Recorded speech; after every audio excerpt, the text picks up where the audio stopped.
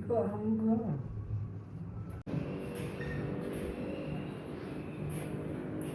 Lonceng. Assalamualaikum.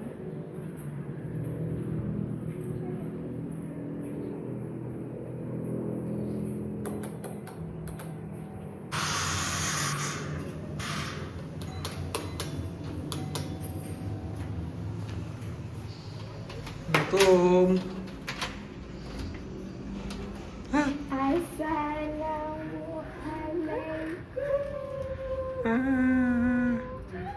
Apa tu? Apa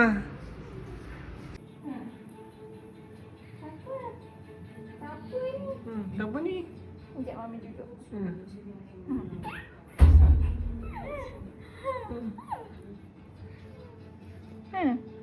Suka tak?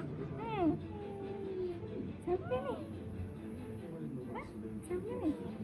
Comel tak? Siapa tu? Sayang tak? Nak sayang tak? Sayang tadi cepat. Sayang adik tak? Jom. Sini. Jom ni. Here. Boleh sayang? Lagi. One more time. Allah. Comel tak? Comel? Comel. Nak tengok tak? Comel tak? Dia senyum. Ya. Sayang lagi. Assalamualaikum kakak.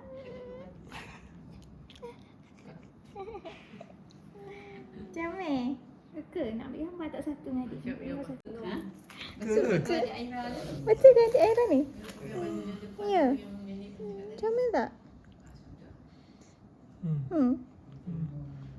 Dia rasa rambut Aira kot. Sayang sikit.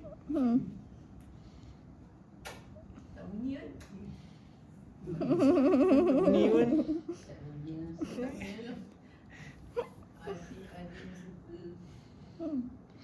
Pipi tambam tak? Pipi tambam tak? Pipi tambang. Mulut dia. Dia ada kecil nampak. Itu dia tu kata.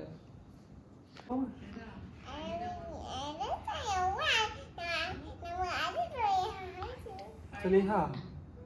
Ailin Soleha kan?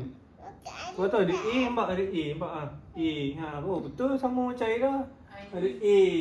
Ailin Soleha. Panggil lah Soleha. Panggil lah. Dia dipanggil Ailin Soleha.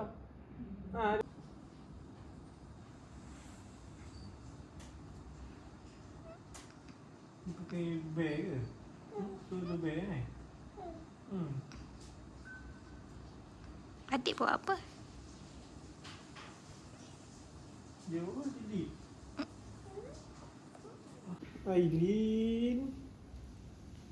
Ailin Soleha. Dua dengan dia.